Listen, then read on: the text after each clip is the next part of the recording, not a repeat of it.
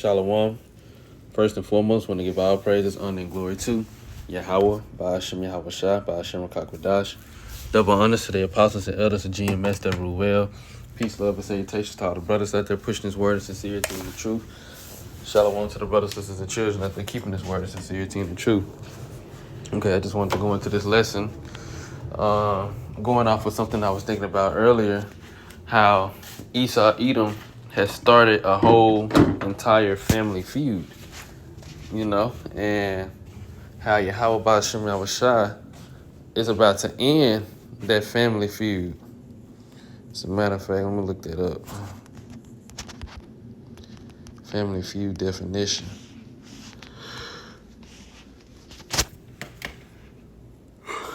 Salakia. It says, this is I'm going to go to Cambridge Dictionary. So it says a family feud is an argument that has existed for a long time between two or more people from the same family or between two families, causing a lot of anger and sometimes violence. Right. And this is exactly what has happened between the two families, the two nations that Yahweh Ba'ashem Yahweh Shai has said, which we're going to get that in the scripture. Like it said, an argument, which is more than just an argument, but a battle between two different families, two different nations. That's the scriptures call it. So let's get there. We're going to get where it all started at. This is Genesis. As a matter of fact, I'll turn the fan off for now because I don't know how loud it is. This is Genesis chapter 3, starting at verse 1. Now the serpent was more subtle than any beast of the field, which the Lord how about Shabbat Shai made. Salakia. And he said unto the woman, yeah, have the Most High said, ye shall not eat of every tree or of the garden. And now the serpent is not talking about a literal snake, as most people have the concept of thinking that this is talking about an actual snake, but no. This is Matthew chapter 3, verse 7. This just to prove that he wasn't talking about no snake.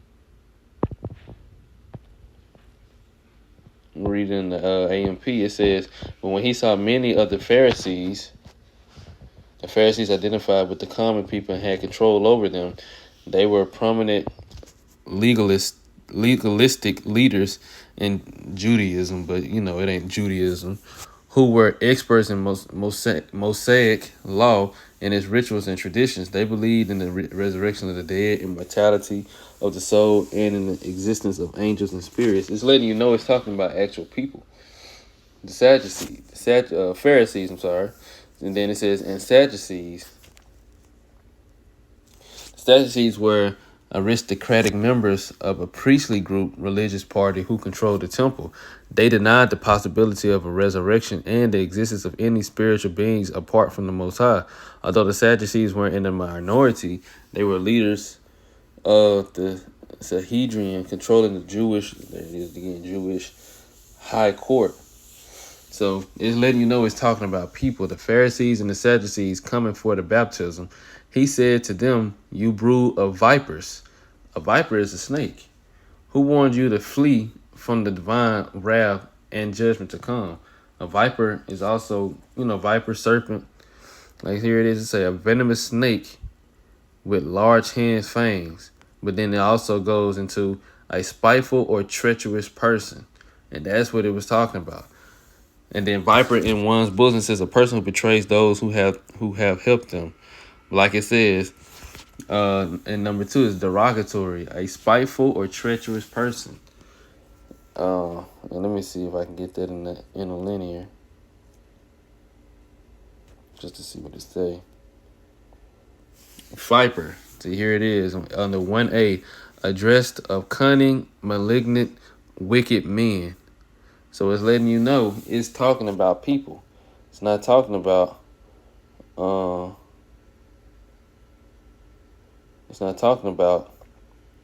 actual snake. So even going back to Genesis, let's get serpent. Let's see what it say. It said, and number two, we're just going to get straight to the point because we know one is a snake. It says, number two, a sly or treacherous person, especially one who exploits a position of trust in order to betray it. Right. And this is what the serpent, aka the same spirit that's in Esau Edom, this is who this was back then. Now let's get serpent in the interlinear and see if it said the same thing. Okay, so it says serpent. It's going into the snake. Let's see. Snake. Out of history. All right, here it is. In 1D, it says a crafty tempter. As crafty tempter. There it is right there. It's letting you know it's talking about an actual person. And there it is, Genesis chapter 3 and 1, 3 and 2, 3 and 4, 3 and 13, 3 and 14. It's letting you know that's what this serpent is going into. That's who it's talking about, a crafty tempter. Did he not tempt Eve? That's exactly what is a tempter. A person or a thing that tempts. This is what the serpent did. And let's see if it's probably not gonna say nothing in here. Let's go to the root and see if it says anything else. All right. So here it is. It says to practice divination, divine, observe signs, learn by experience, diligently observe, to practice fortune telling, take as an omen. Right, but they said that divination, divine, observe sign, this is going into witchcraft. Like it said right here in the Strong's manner, it says enchantment, divine enchanter. What is an enchanter? It's a witch. It said, or sorcerer. It says a person who uses magic or sorcery, especially to put someone or something under a spell. This is all going into a person. Oh, it said wizard too. Here it is right here. Wizard or a witch, a sorcerer or a warlock. So it's letting you know. It's letting you know what type of person this serpent really was. It's not talking about no snake. It's letting you know exactly what this person was and what they did. And you know the characteristics of this person to give you an understanding of who they are and what they do. And Esau Edom has that same spirit because that's who that was. So now that we got that understanding, I'm gonna read it again. Now the serpent was more subtle than any beast of the field which the Lord Yahweh had made. And he said unto the woman, yeah, have the Most High said, ye shall not eat of every tree of the garden? And the woman said unto the serpent, we may eat of the fruit of the trees of the garden, but of the fruit of the tree which is in the midst of the garden, the Most High said, ye shall not eat of it, neither shall ye touch it, lest ye die. Now, why do you think the Lord told them not to do that? That fruit, let's get that, the fruit of lies. This is what Eve ultimately ate off of. It's Hosea chapter 10 and 13. It says, ye have plowed wickedness, ye have reaped iniquity. Ye have eaten the fruit of lies, because thou didst trust in thy way, in the multitude of thy mighty men. Right, the fruit of lies, this is what Eve ate. It is nowhere in the Bible where it says that she ate an apple. Nowhere, I don't even think it's in Genesis. Matter of fact, let's see this. Apple doesn't even pop up in the book of Genesis. Nowhere in the book of Genesis apple pops up. So there is no way that people think she ate an apple. No, that's made up. The fruit she ate was the fruit of lies, and we just went into the type of characteristics and the type of person the serpent was. He was a sorcerer. He was a witchcraft, and that's a part of what Eve ate off of. That's a part of what she took on. She started to do it. She taught Adam that. And Adam started to do it, and that's why they went off. That's how they went off when they practiced going into that left hand energy. It says, and the woman said unto the serpent, we may eat of the fruit of the trees of the garden, but of the fruit of the tree which is in the midst of the garden, the Most High said, ye shall not eat of it, neither shall ye die, neither shall ye touch it, lest ye die. See, he was a tempter. The serpent was a tempter, tempting her to go into all this manner of wickedness and telling, like, look, this is some of the things he gonna say. He said, and the serpent said unto the woman, you shall not surely die. For the Most High doeth know that in the day ye eat thereof, then your eyes shall be opened, and ye shall be as gods, knowing good and evil. And I'm going to read that in the AMP. It says, for the Most High knows that on the day you eat from it, your eyes will be open. That is, you will have greater awareness, and you will be like the Most High, knowing the difference between good and evil. So he told her, like, look, you're going to be like gods. You're going to be on a level much far beyond what you are already on. You're going to be on the level of the Most High, knowing how to make these type of judgment calls, knowing how to do this and do that.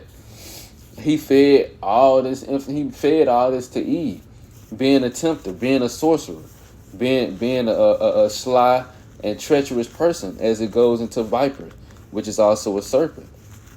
So it's letting you know the type of person that Esau, Edom, or the serpent was and is, because it's the same person to this day. It says, and when the woman saw that the tree was good for food, and it was pleasant to the eyes, going into all the things that he taught her and told her to do, and a tree to be desired to make one wise, she took of the fruit thereof, and did eat, and gave also unto her husband with her, and he did eat. And the eyes of them both were open, and they knew that they were naked. And they sewed fig leaves together and made themselves aprons. So that the covering of Yahweh Shem Yahushua left them. And they knew that they had went off. They did something wrong. So now I'm going to jump down.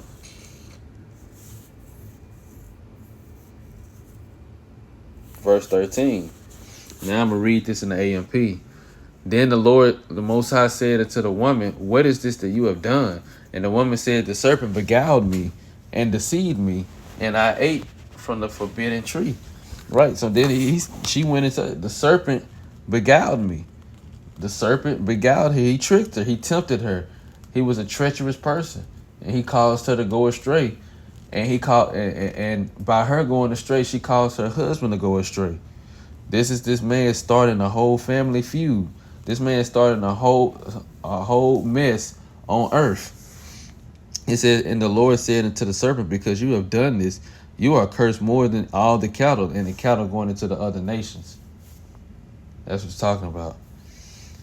And more than any animal of the field. On your belly you shall go, and dust you shall eat all the days of your life. And I will put enmity, open hostility between you and the woman, and between your seed and between her seed. And he shall fatally bruise your head, and you shall only bruise his heel. Right.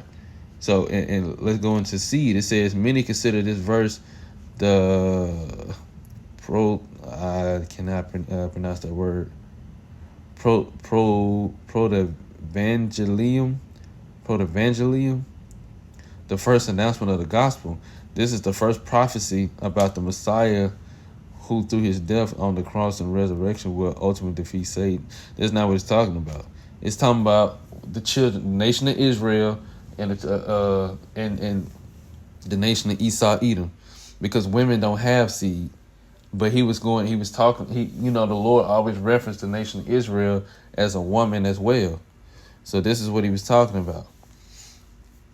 So now let's jump to, matter of fact, let's jump to verse chapter 4. This is Genesis 4:1 in the AMP. Now the man Adam knew Eve as his wife, and gave birth to Cain. And she said, and that means they had sex when they said they knew, I have obtained a baby boy, son, with the help of the Lord. And later she gave birth to his brother Abel. Now Abel kept the flocks of the sheep and goats, but Cain cultivated the ground. The same characteristics that Esau Edom does are always outside, are always doing something in the in the earth. Like I said, Jacob, Abel, he stayed around the house. He stayed around doing the things, tending to the sheep, and tending to the flocks. Like I said in the KJV, a keeper of sheep. This is the characteristics of a pastor. He's a keeper of the sheep. As a matter of fact, let's look up keeper.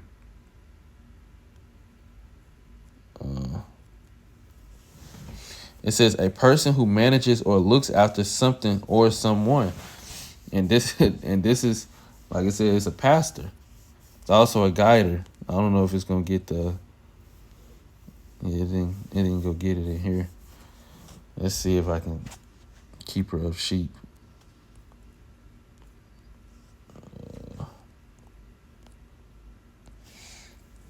Keeper of sheep. Let's see meaning. Or rather synonyms.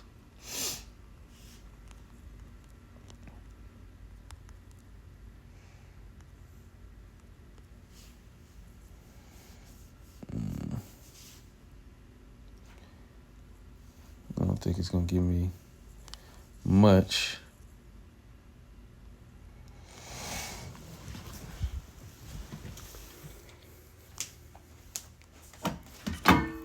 As a matter of fact,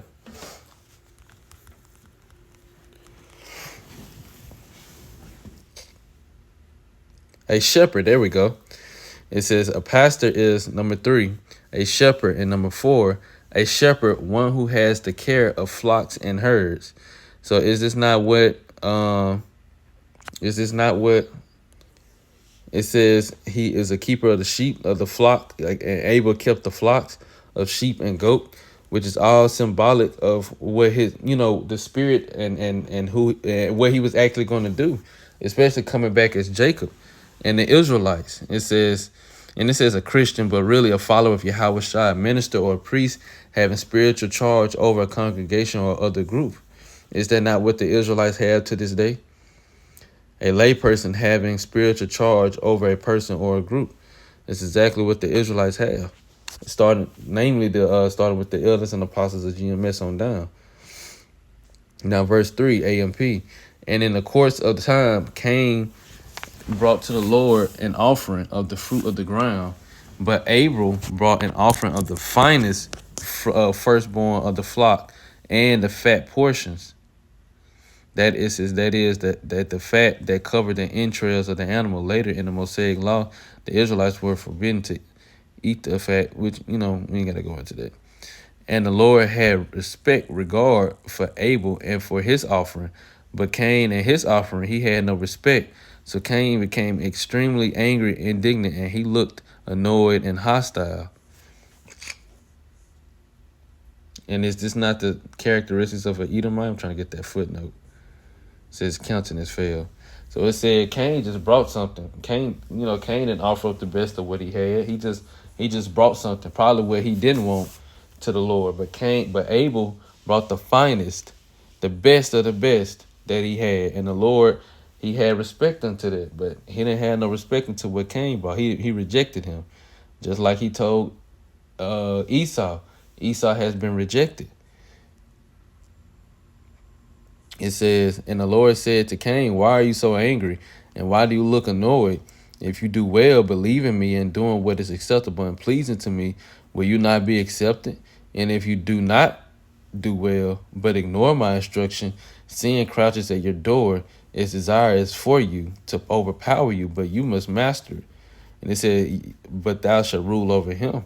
Meaning he was going to be a sinful person. That was his destiny, to be be the wicked. That's what he was created to be. It says Cain talked with Abel about his brother about what the Most High had said. And when they were alone working in the field, Cain attacked Abel and his brother and killed him. Is that not the spirit of Esau Edom to this day? Creating the whole issue on earth between our nation and his, always slaughtering our people and not holding himself accountable for his actions. And this is how we know he didn't hold himself accountable. Verse 9, then the Lord said to Cain, where is Abel your brother? And he lied and said, I do not know. Am I my brother's keeper? The Lord said, what have you done? The voice of your brother's innocent blood is crying out to me from the ground for justice. And now you are cursed from the ground, which has opened its mouth to receive your brother's shed blood from your hand. Right. So now this is another curse on this same lineage of people. It said they shall be the least of the nations, for one. They shall be at the very bottom. and it's gonna be enmity between their people and our people. And then he said, "Cursed are you from the ground. The ground, the earth is not gonna yield its strength unto him." It says, "When you cultivate the ground, it shall no longer yield its strength. It will resist producing good crops for you. You shall be a fugitive and a vagabond, roaming aimlessly on the earth in perpetual exile without a home, a degraded outcast." Right, meaning he's unwanted. Nobody wants him around. Right. So now the earth is not going to yield its strength unto him. It's not going to produce crops. And no nation, nobody on the earth wants him around. Nothing on earth wants him around. Cain said to the Lord, "My punishment is greater than I can bear. Behold, you have driven me out this day from the face of the land and from your face, your presence. I will be hidden and I will be a fugitive and aimlessly back up.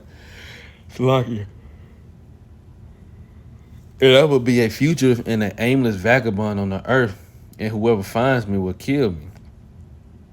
And the Lord said to him, "Therefore, whoever kills Cain, a sevenfold vengeance, that is punishment 7 times worse, shall be taken on him by me."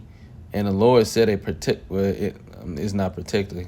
And the Lord set a mark, a sign on Cain, so that no one who found or met him would kill him. Let's see. Yes, I'm going to read this. It says, many commenters believe that this sign not to have been like a brand on the forehead, but something awesome about Cain's appearance that made people dread and avoid him. In the Talmud, the rabbi suggests several possibilities, including leprosy, that's exactly what it is. It says boils or a horn that grew out of Cain, but it's leprosy. A lack of pigmentation. That's where you get the so-called white people from to this day. But it didn't happen to him at that time. It happened. Which we gonna get it. It says, but it was suggested that Cain was also given nah. It's talking about giving a pet dog to serve as a protective sign. No, absolutely not. Leprosy is what it was. Now let's get it. Let's matter of fact, before I move, let me see. What is leprosy? A contagious disease that affects the skin, mucous membranes, and nerves, causing discoloration and lumps on the skin, and in severe cases, disfigurement and deformities. Now,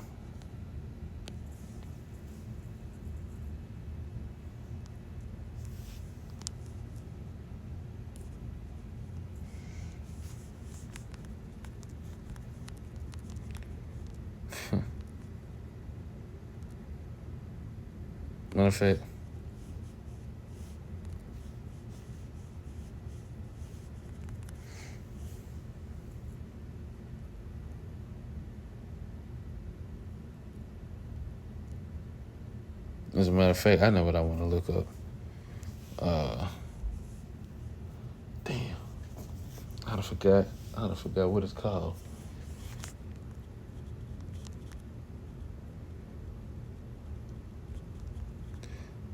Sunburn. Yeah, there it is. Florida annual sunburn competition. Now look at this. Look at the skin. Look at the Edomites. Both the Edomite man and woman.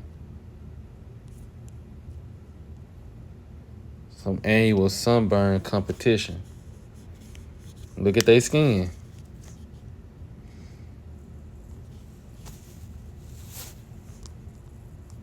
Let's see, there's another picture of them. Matter of fact, what is? I'm gonna read this.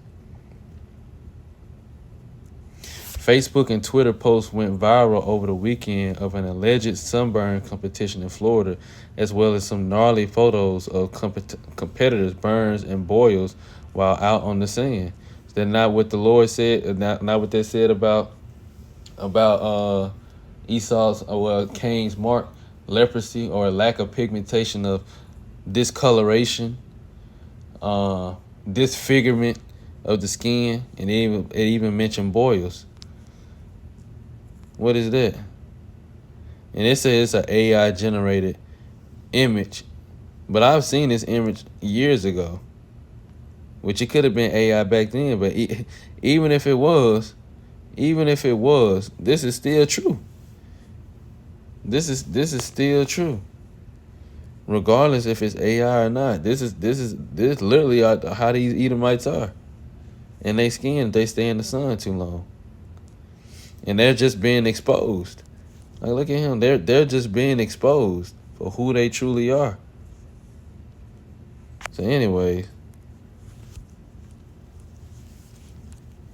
let's go to and this is the second time that same spirit that was in the serpent, that was in Cain, causing issues on earth between two different people, two different groups of people. So now let's get Genesis chapter, is it 25? Yeah. Genesis chapter 25, starting at verse 21, and I'm reading the AMP. Isaac prayed to the Lord for his wife because she was unable to conceive children. And the Lord granted his prayer, and Rebekah, his wife, conceived twins. But the children struggled together within her, kicking and shoving one another. And she said, if it be so that the Lord has heard our prayer, why then am I this way? So she went to inquire of the Lord, praying for an answer. The Lord said to her, the founders of two nations are in your womb, and the separation of two nations has begun in your body. The one people shall be stronger than the other, and the older shall serve the younger. Now the Lord telling her, look, it's two different nations in your womb. It's not the same people. When her days to be delivered were fulfilled, behold, there were twins in her womb. The first came out reddish all over like a hairy garment, and they named him Esau. And this is going into that mark that the Lord had placed on them. They lack pigmentation. That's why he came out red. He came out without melanin. They don't have any melanin. You know?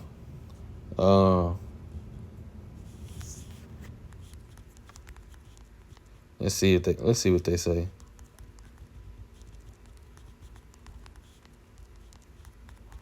How much melanin do white people have? White people generally have less melanin in their skin, hair, and eyes compared to individuals with darker skin tones. The amount of melanin varies among individuals, but typically those with lighter skin produce less melanin, resulting in lighter pigmentation.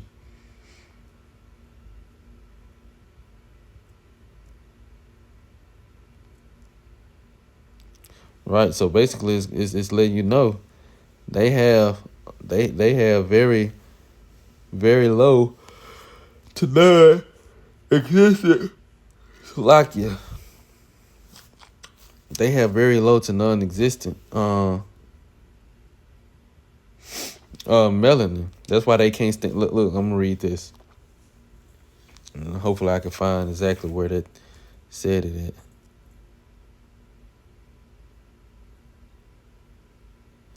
I'm gonna read this. What is melanin? Melanin is produced by a special cell called melanocytes. It is made up of the amino acid tyrosine combined with an enzyme called tyrosinase.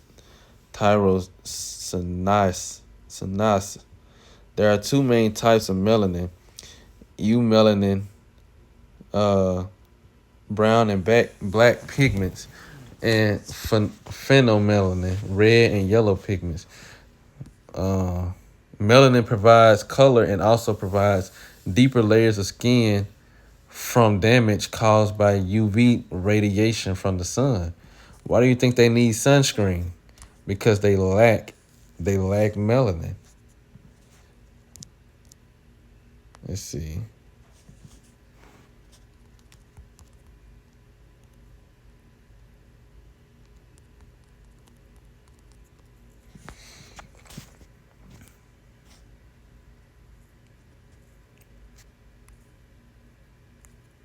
I'll go back to my question.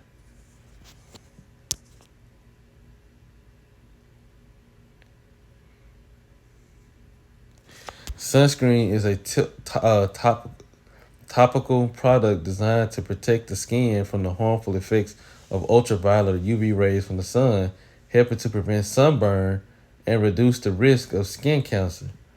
Right, it works both by absorbing or reflecting UV radiation and is recommended for daily use, especially during outdoor activities.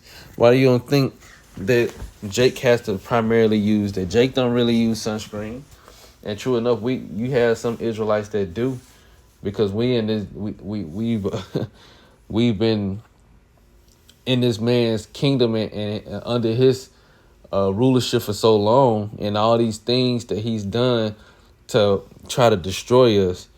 But in the beginning, it wasn't like that.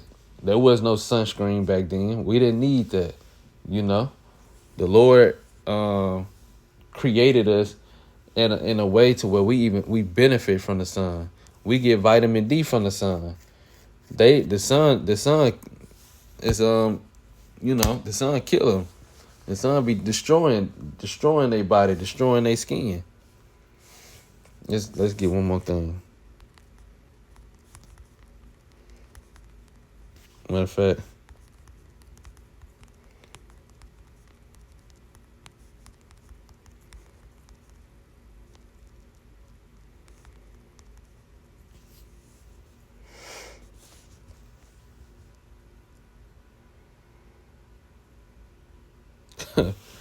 and then they call them fair-skinned individuals. It says fair-skinned individuals may start to experience harmful effects from the sun in as little as 5 to 10 minutes without protection.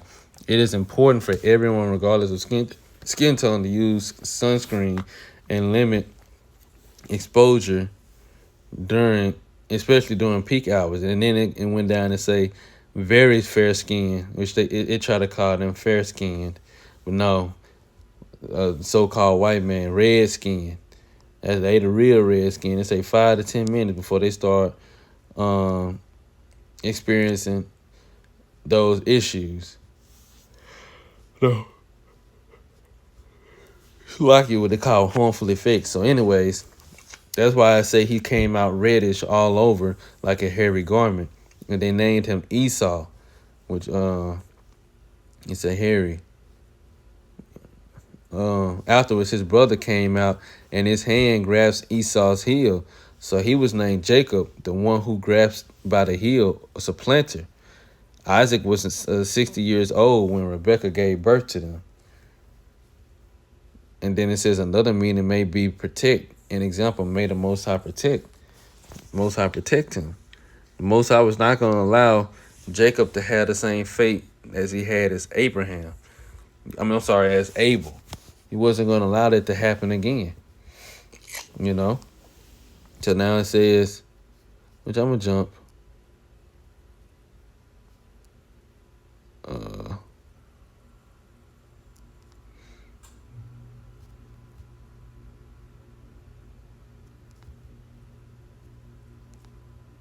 I'm going to read down. When the boys grew up, Esau was an able and skilled hunter, a man of the outdoors, just like the so-called white man is today. But Jacob was a quiet and peaceful man living in tents. Now, Isaac loved and favored Esau because he enjoyed eating his game. I hate when I do that. You're trying to click the footnotes. But Rebekah loved and favored Jacob. Jacob had cooked reddish brown lentil stew one day when Esau came from the field and was famished. And Esau said, Jacob, please let me have a quick swallow of that red stuff there, which it said pottage, because I am exhausted and famished. And it's going into the meat, actually. For that reason, Esau was also called Edom, which means red. Jacob answered, first sell me your birthright, the rights of a firstborn. Now it says in latter times, this was the right of the firstborn to take over as head of the family and to receive a double share of the inheritance. The rewards given to Jacob appear to have been even greater. Furthermore, in the traditions, it was reported that before the tabernacle was set up, sacrifices were offered by the firstborn of a family. So Jacob told Esau to sell him his birthright. Esau said, look, I am about to die, if I do not eat soon. So of what use is this birthright to me? Jacob said, swear an oath to me today that you are selling it to me for this food. So he swore an oath to him, and he sold him his birthright. Right, so now, well, I'm going to read the last verse. It says, then Jacob gave Esau bread and lentil stew, and he ate and drank and got up and went on his way. In this way, Esau scorned his birthright. Right, so Esau, fair and square, sold his birthright, and he knew what he was doing. So now let's jump to, 27? Let's scroll down. We're going to scroll down to the point. You know, Jacob got the birthright, and he got the blessings of it. And Esau, he didn't. So now this is Genesis 27:39. Then Isaac, his father, answered and prophesied and said to him, your dwelling shall be away from the fertility of the earth and away from the dew of heaven above. Right. But you shall live by your sword and serve your brother. However, it shall come to pass when you break loose from your anger and hatred that you will tear off his yoke off your neck and you will be free of him, that's the point they in right now. But ultimately, like I said, you should serve your brother. That's got to happen. That still have yet to happen, and it's getting ready to happen. But as of right now, he got the power. It said, by his sword he shall live. That's his blessing, the sword. It says, so Esau hated Jacob because of the blessing with which his father blessed him. And Esau said in his heart, the days of mourning for my father are very near. Then I will kill my brother Jacob. And they never left off on this mindset. When these words of her eldest son Esau were repeated to Rebekah, she sent for Jacob, her younger son, and said to him, listen carefully. Your brother Esau is comforting himself concerning you by planning to kill you. Right. So Esau Edom started this whole family feud. This is the origins of what we now see as or know as so-called racism. You know, which racism means to be for your race. But Esau Edom literally has a perpetual hatred for us. And this is where it all started. Even they don't understand that. Now we get this. This is Ezekiel 35. I'm going to just start at the top. In the AMP, it says, moreover, the word of the Lord came to me, saying, son of man, set your face against Mount Seir, which is Edom, and prophesy against it, and say to it, thus saith the Lord God, behold, Mount Seir, I am against you, and I will stretch out my hand against you and make you completely desolate. I will destroy your cities, and you will become a wasteland. Then you shall know without any doubt that I am the Lord. Right, so the Lord's telling him, I'm going to destroy you and your nation, everything you built. And this is why. Because you, descendants of Esau, have had an everlasting hatred for Jacob, Israel, and you handed over the sons of Israel to the power of the sword at the time of their tragedy, at the time of their final punishment, the Babylonian conquest, which we're in the Babylonian conquest. This is the modern day Babylon. And the reason why I say Babylonian, because Esau, Edom, like I said, this is modern day Babylon. Esau wasn't he wasn't the ancient Babylonians. He's the modern day Babylonians. Verse 6. Therefore, as I live, said the Lord, I will hand you over to bloodshed, and bloodshed will pursue you. Since you have not hated bloodshed, bloodshed will pursue you. Right. So the Lord said they've had this perpetual hatred for the nation of Israel all this time. Esau started this family feud. Now the Lord is about to end it. You know, all this goes back to Esau Edom, back when he was the serpent. But now the Lord is finna finally put an end to it. And he gonna have to serve us for that 1,000 years, and then he gonna be eradicated off the earth. The Lord will, this was an edifying lesson. I'm gonna stop it right there. I want to give all praises, honor, and glory to Yahweh, Ba'ashem Yahweh Shai, Ba'ashem Rakakwadash. Double honors to the apostles and elders of GMS that rule well. Peace, love, and salutations to all the brothers out there pushing his word of sincerity and the truth. Shalom to the brothers, sisters, and children out there keeping his word of sincerity and the truth. Until next time.